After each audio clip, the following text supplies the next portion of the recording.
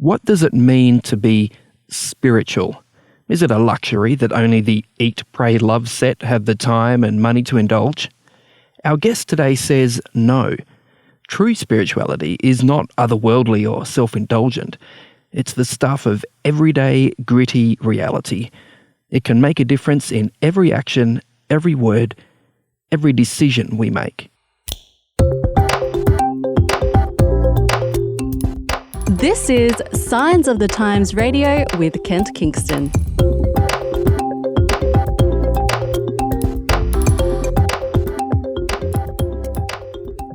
Well, I'd like to take this opportunity to introduce the world to my brother, Jotham Kingston. How are you, Joth?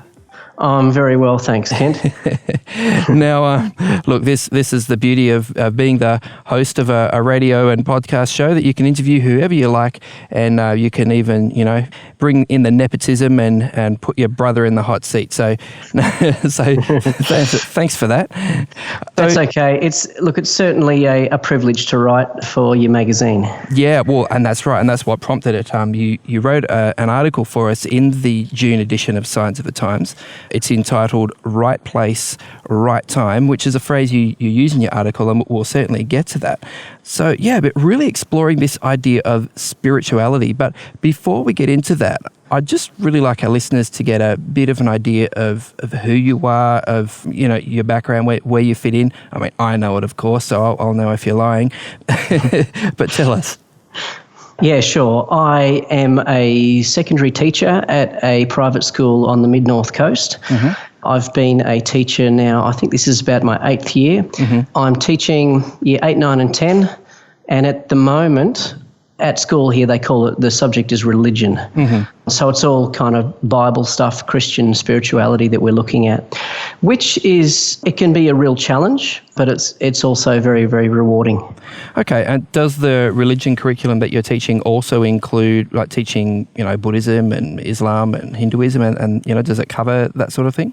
I am able to take the source material and change it to suit my audience. I have decided with my Year 10 students to spend some time looking at different religions. Mm-hmm. So, yes, we do look at Buddhism, we look at Hinduism in particular, and some other world religions as well. Okay, all right. Now, you say that at the minute you're teaching religion, and I do know that you're passionate about English, you're passionate about science. You were a little bit of I don't know, probably a lot more maths and science oriented at school than I was, but also really passionate about literature and writing. Pretty much an all-rounder that annoyed me a lot when I was growing up. But I guess the religion is a good fit for you because you also hold a theology degree, don't you? Yeah, that's correct. Before I did my training in education, I did a 4-year theology degree. Mm-hmm. That I enjoyed very much, actually. The reason why I studied theology, however, was a bit different. Mm. Most people who were studying with me were looking to get jobs as church pastors. Mm-hmm. I, however, in my idealistic youth, thought that I was going to study theology so that I could be a writer. I wanted to explore some deep themes so that I had something interesting to say and some depth to my writing. Right, okay, all right. And look, listeners, if you're keen to check out some of what Jotham has written, there are bits and pieces on Amazon, including, is there an e-book version now of your young adult science fiction, Bryn War in Her Veins? Yes, thank you very, very much for the plug. I wasn't expecting that, but I will take it. The young adult novel is called Bryn War in Her Veins. It's a spiritual book, but I wouldn't call it religious. Mm-hmm. I don't want to give away too many spoilers, but it's science fiction fantasy type book. Yeah. No, look, I really enjoyed it, and everyone I know who has read it has also enjoyed it. And I guess it's not surprising that, given that with your writing, that this was sort of, one of your biggest writing projects, and it's aimed at young adults, and here you are now teaching high school students. So like you say, I mean, you're there teaching religion on the mid-north coast at Kempsey there. This is a fairly, a socioeconomically struggling sort of area. So you must have a really interesting mix of kids in your classroom. Like what does spirituality and religion mean to them? Because I imagine not all of them are, from church backgrounds. Yeah, that's a really good question. I do have some students from a church background, but the vast majority of them don't come from a church background. And to be honest, I tend to kind of forget about their background and just assume on one hand that they're all searching and they all want answers, but on the other hand that they're all connected to God and they all know what I'm talking about when I talk about spirituality. Right. We kind of step back as much as possible and look at the big picture in my lessons. For example, we look at the question of, is there a God? Yep. If there is a God, then what is God's personality like and stuff like that. Mm-hmm. For many of the students, it's so new to them, they often forget the material because they've got nowhere to kind of plug it in their brains. So we find ourselves going around and round in circles as the lights are coming on and the students are figuring out the relevance of questions, such as they will say, if God is good, then why do bad things happen? And we might have talked about that 3 months before, but suddenly, for some reason, the lights have come on, and now it's a relevant question for them. Yeah, well, I guess people have been asking that question for centuries, haven't they? They do. Yeah. We all keep circling back to that one and many other questions. But it's interesting that you say that, I guess, we have an increasingly secular society. And like you say, there are kids who have been brought up perhaps without any reference to, God or church or religion or anything in their lives. And despite the fact that you say they don't seem to have mental categories into which to put some of these ideas, do you sense that some of the ideas are actually resonating with them, that they are spiritual on some level? Oh, absolutely. For example, I was talking with my Year 9 students today about the sense that I have when I stand outside at night and look up at the stars. And I was saying to them, on one hand, I feel so small and the universe is such a big place. And on the other hand, when I look up at the stars, I feel like that there's so much more there's so much more that my life should be. And I say to them, I get the sense that I was born for more than this. Look, Year 9 students aren't going to nod and smile and go, yeah, that's what I feel as well. But I can tell from the silence and the heavy silence that I get back that they're listening and they go, yep, I know that feeling that you're talking about. I'm resonating with that. Yeah. I guess it's interesting to reflect that, we had the Industrial Revolution in the 1800s, somewhere, and the world since then has just been incredibly changed in so many countries. We had the whole sort of, 20th century of so much incredible change. Here we are in the 21st, this was science fiction, when I was a kid, thinking of living in the year 2000, the distant future. But here we are. And despite all our progress and all our science and all our development, it does seem that the majority, it doesn't seem, it's true that the majority of the world's population are still spiritual people. Whether it's Christianity, whether it's Islam, whether it's one of the other major world religions or small religions.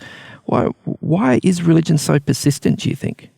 I think religion is so persistent because it doesn't matter how much technology we have, or how much plastic we have or whatever. The problem that we're faced with still is a deep sense of loneliness, of disconnection, and I think that is universal. If we were to get into a time machine and go back 100, 200, 500, 1,000 years to anywhere in the world, we'd still find people that are struggling with the same sense that there's something big missing in their life.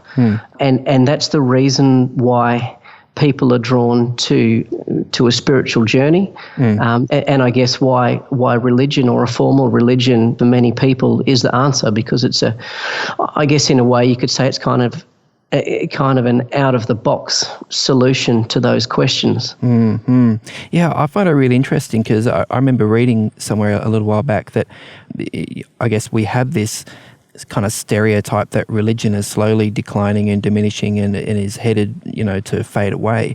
But in fact, I believe, peak atheism was in the 20th century at some point, like when communism was at its height and atheism was sort of the state, religion in a number of countries in Eastern Europe. At that point, the largest proportion of the population ever identified as Christian. Then, 30 years ago, 1989, we've just been talking about Tiananmen Square, the Berlin Wall came down, all this sort of stuff. It's suddenly there was this resurgence of religion. And even in China today, there's concern that there is actually, it's going to get to the stage where there are going to be more Christians in China than members of the Communist Party. That is a big deal. And this is, I guess, why I'm wondering, hey, religion is clearly not diminishing. And what you're saying is that it answers a need in, pretty much every human heart. It's there. I mean, is that need there because we have need for hunger. Food exists. We have feel thirst. Water exists. We have, need for, for sexual connection. And that's because reproduction exists. Is this need for spiritual connection evidence that something divine exists? Well, I haven't met all 6 or 7 billion people on the planet, but I know that for me that seems to make sense. Okay, so look, I mean that is fascinating. So look, in your article, you talk about spirituality in particular. Why did you choose the word spirituality rather than religion, say? I guess my hunch is from talking to my students. Look, and maybe it's a bias myself as well. The word religion has quite bad connotations in our culture at the moment. Okay, I mean, is spirituality just a nice word for religion then, or do you feel that they actually do have separate meanings?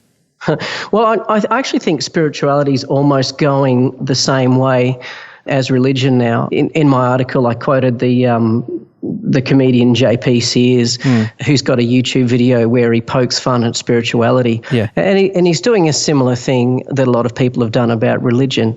Again, so for some people, spirituality is just a word that covers over a multitude of sins, I guess. Yeah. Yeah. Okay, look, I mean, I guess the way I've always thought about it is that spirituality is sort of the belief you might have as an individual. I mean, this sort of experience you describe of standing out there and looking at a night sky or over an ocean or over a mountain and having this sense of, transcendence. There's something bigger out there, this sense of presence. That to me seems spirituality. I guess, when you pray, that's a spiritual experience. But when you start putting a structure around it, when you start saying, well, here's a way to pray, here's an intellectual belief that you can use to sort of structure what this feeling means, and here's a way that you can do it together as a community, that to me is when spirituality becomes religion. Is that a fair definition, or do you see it differently? Yeah, I think so. If I can remember back to my theology days, I think the technical word that we used there was a sense of the numinous, which means spirituality is about having a sense that I'm small and there is something with a capital S, or there's an other with a capital O that's out there. Yeah. I think having beliefs is one thing, but if you want to do something about your beliefs, if you're committed to those beliefs, then that means acting on them in some way, which means people from the outside are going to say, hey, you're religious because you're following through and you're doing something different in your lifestyle. I just shrug and say, well, if that's what you want to call it, that's what it is. Yeah. As far as I'm concerned, I'm following through and making choices for what I believe are genuine reasons to express my spirituality. And if someone else wants to think that I'm being religious and that's a bad thing, well, I'm sorry. That's the language they choose, yeah. Okay, exactly. It's interesting you use that language yourself. Yeah, religion is the way you express your spirituality, or you can put in another way, religion is spirituality put into practice. So that's interesting. Now, you do start in your article to put a little bit of structure and give us some tips and pointers about, what does it mean to be spiritual and how do you live in a spiritual way. But I guess first of all, you sort of warn us off, or you admit perhaps that you are a little bit uncomfortable with the idea of spirituality, and there's a bit of a stereotype out there of a spiritual person. What do you mean there? Give us some examples. I think probably my fear of both a spiritual person and a religious person comes down to the idea of hypocrisy. Right. Which comes from the Greek word for being a stage actor. So a person who has who outwardly does one thing while inwardly or privately doing the opposite. So for example, a spiritual person who talks about incense and yoga and all sorts of stuff, but then on the other hand, when their kid spills their chai latte, they go off and throw a tantrum in the cafe. They lose their serenity way too quickly. Sure. And of course, it's really easy to look at that and poke fun. It's another thing to be on the other end of that. If I can give you an example in my job, my job as a religion teacher is to tell these pesky Year 9 students that Jesus loves them very much. I had a kid up the back of my class today shining a laser in my eyes while I was up the front trying to great, excellent, trying to unpack these big concepts. Yep. And I tell you what, it's really hard to have that to happen and to stop what I'm doing and to say to the kid, put the laser down and Jesus loves you, you little what brat. What do you think you're doing? And then I actually. I figured out I make a joke of it now, and after I've done my little growl, I go, Jesus loves you. What do you expect me to say as a religion teacher? And they kind of giggle, and everyone's a little bit embarrassed, and there's a bit of relief, and we just move on. Yeah. Okay, fair enough. And I guess at a larger scale, when you see, for example, a Catholic priest who is given a vow of celibacy, then being involved in child abuse. I mean, that's the most horrible hypocrisy. Or we've seen, I guess, some Muslim fundamentalists who would prefer to let a girls' school burn down with the students inside it rather than have those girls come outside where they may be dressed immodestly, or their father or brother isn't there to pick them up and escort them home appropriately. I mean, you know what I mean? This is the sort of thing that makes people sick about religion, and to see that hypocrisy. I mean, that's the deep dark stuff that's behind it, isn't it? I mean, behind this sort of lighthearted stereotype. Yeah. Okay, so look, let's get into these 4 tips that you do give us about, if you are interested in spirituality, you have this vague sense of, hey, there's something out there, and you obviously believe that it's real. How do we start to put this into practice? Take us through your 4 tips. Okay, tip 1 is about the concept of freedom. I base my spirituality on the life of Jesus, and I explain, although briefly in my article, why I do that.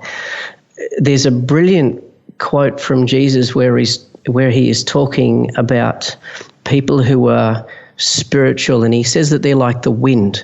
You can feel them. When they're in the room, they're making a difference, but you can't tell where they're coming from. You can't tell where they're going. So it seems that they are moving without rhyme or reason. And there's something about that idea that really, really resonates with me. So you could use another metaphor, say they're walking to the beat of a different drum sort of thing. Absolutely. Yeah. And I think the reason why that resonates with me, and hopefully with your listeners as well, is because it stands diametrically opposed to the idea that religion is about being straight-laced and controlled and straight-jacketed. Uptight. Yeah. This is interesting because, I mean, when you say, your tip is called be free and creative. And when I say that does sort of sound a little bit, I don't know, sort of like yoga pants on the beach. Yeah, you know what I mean? But I see where you're coming from, that we do have this perception that religion is all about rules and regulations, and you're just seeking to smash that perception straight away by saying, no, it's actually, when you look at Christian spirituality in particular, it's about freedom. I mean, can you explore a little bit more, like actual freedom? I mean, you're saying other people can't predict what you're doing, but how is that freedom? When I look at the way that Jesus lived his life, and I keep going back to that as a blueprint, I see a person who spent time with God one-on-one outside in the very, very early morning. And there was communication between Jesus and God, where it seems that Jesus got his instructions for the day. So there's one point in particular where his disciples or his students come to find him, and they say, hey, look, everyone's waiting for you back at the house. Why don't you come back? And he says to them, no. He says, we're actually going to leave from here. We're going to go move on. and it's not that he's trying to be annoying. It's because he's, as you said, following the beat of a different drum. Mm-hmm. And he's free enough to not be following the human convention around him. Mm-hmm. He's just following the directions of God. I guess in one hand you could say, well, that's not freedom. That's total obedience and servitude. Mm-hmm. Well, yeah. It is. It's another way of looking at it. Mm-hmm. I mean, I guess it has certainly been suggested that, we all, I think it was Bob Dylan sang that song, you've got to serve somebody, it may be the devil or it may be the Lord, yeah. But you've got to serve somebody. I think another aspect of freedom is that too often we're too tied up in worrying about what other people think of us, or worrying about how much money we have or don't have, and the idea that God has got you in the hollow of His hand, and that you are safe is absolutely beautiful. And for me, I often find myself drawing a big shuddery breath, and I think it's going to be okay. God knows exactly where I am. He knows what's going on. It's all fine. I don't have to worry about the other stuff. And that is an extremely freeing experience and idea to live by. Mm-hmm. Wow. No, that does make a lot more sense. And like you say, it sounds like total obedience to God, which it kind of is. And your point 2 sort of carries on with that idea, because your point 2 is do it all to the glory of God, which is actually a Bible quote, isn't it? Yeah, it is. And if I can circle back and talk about the idea that freedom is about being on the beach with yoga pants. Mm-hmm. This tip too about doing it all to the glory of God kind of brings spirituality right down to a grassroots level. Mm-hmm. Whether you eat or drink or whatever you do it all to the glory of God is a quote in the Bible. And I like that because it takes down the wall between things that are spiritual and things that are not. Yeah. And it means that I can quite literally drive my car and do that to the glory of God, or I can clean the floor, or I can build my house, or there are so many things that you can do, and suddenly that invites God into the small spaces of life. Right. This reminds me of the architect Gaudi. He built a lot of incredible buildings in Spain, but in particular that Sagrada Familia, the giant cathedral there, which people just flock to check out.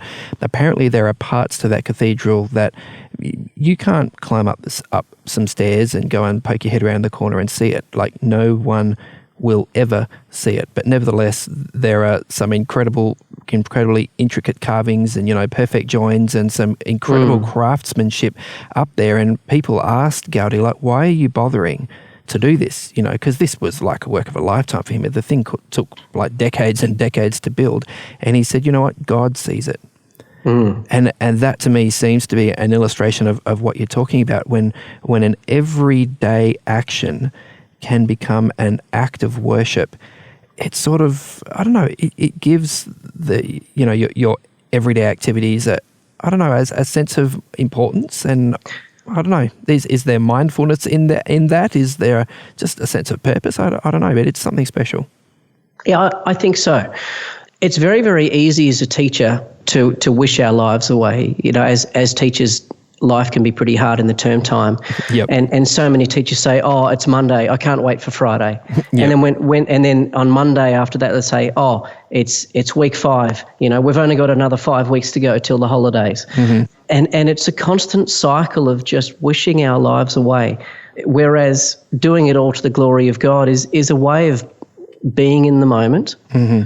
And saying this is important. Yeah. What you're doing, you're saying this, what I'm doing right now, is important. This is an important moment. This is an important activity. Is that what's going on in your head? Yeah, absolutely. And things like birthday parties, eating together as a family are very, very important. They're things that you look back on in later life and say, yeah, I remember that year. That was a good year. That was the year that we had a pizza party for my son. Yeah. They're good things. Okay. So when you do something to the glory of God, in inverted commas, as you're saying, I mean, that seems to imply that you value excellence, and you do the best job you can. You quote another verse from the Bible, whatever your hand finds to do, do it with all your might. So it seems excellence is a part of that. But I guess you can do everything excellently to the glory of yourself. Like, what's the difference between doing something just to make yourself look good or make yourself feel good and doing something to the glory of God? I actually think that comes down to tip 3, to be honest. Yeah. If I can jump down there. Yeah, go. Tip 3, serve other people. Mm-hmm. And again, I'm going back to some things that Jesus said. Mm-hmm. There's a bit of a parable or a riddle that Jesus tells. I think it's in Matthew 25. Mm-hmm. And he talks about a separation of people into 2 groups, sheep on one side and goats on the other. And he says to the sheep, "Thanks, guys, so much for all that you've done. When I was in prison, you came and visited me. When I was hungry, you fed me." And they all scratch their heads and they say, "We got no idea what you're talking about. We didn't see you in prison." Yeah. And he says, he says, "When you looked after the youngest of my siblings, you were looking after me." And I think, for me, that's what the difference is between doing it for my own glory and doing it to the glory of God. Right. I think in that story that we've got to realise that the people characterised as sheep were totally bewildered. They said, "We didn't know when we were blessing you." Mm-hmm. And so what they were doing for no personal gain, and they were actually literally doing it because they simply wanted to help the people around them. Okay. And I guess in opposition to that is, if you're not doing something to serve other people, you're just doing it to suit yourself.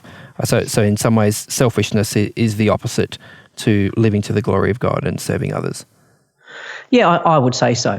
I wouldn't want to fall into the trap, however, of asceticism and say, "Oh well, I'm not going to serve myself any ice cream because it's more spiritual to deny myself." That's right. Yeah, pleasure is evil and that sort of thing. Yeah, there is a time to look after yourself. And as you said, Jesus went off by himself and prayed, and that was the way he sort of replenished his spiritual battery. So, look, we are just about out of time. But just as we finish, you talk about this idea of right place, right time. Can we just finish by explaining that to us? So the idea of right place, right time, I guess, comes out of something Jesus said where he said, "Don't worry about what you're going to eat or drink or what you're going to wear." Mm-hmm.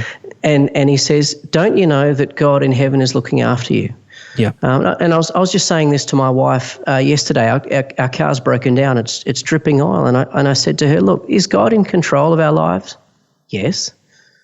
I said, "Well, if that's the case, then we're in the right place at the right time. We're not in the wrong place. God's got us safely in the hollow of his hand. It's going to be okay." And I guess I found that in times where I have felt out of place and where things are amiss, there are times where God has actually put me in the right place at the right time where I can help someone else with a problem that they have. Now, if I hadn't lost my keys at the time, or if my car hadn't broken down, then there would have been no way that I would end up running into that person at the right place at the right time.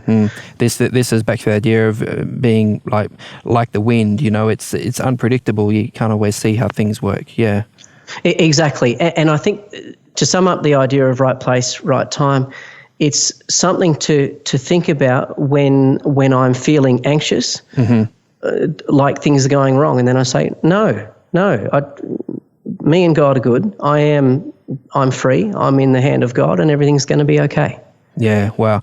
That's incredibly, it's comforting and confronting, I've got to say. It's certainly something to think about. Hey, thanks so much, Jotham. I really appreciate you taking the time to talk to us this week. Oh, you are more than welcome. Thank you. Today's episode was based on an article appearing in this month's Signs of the Times magazine.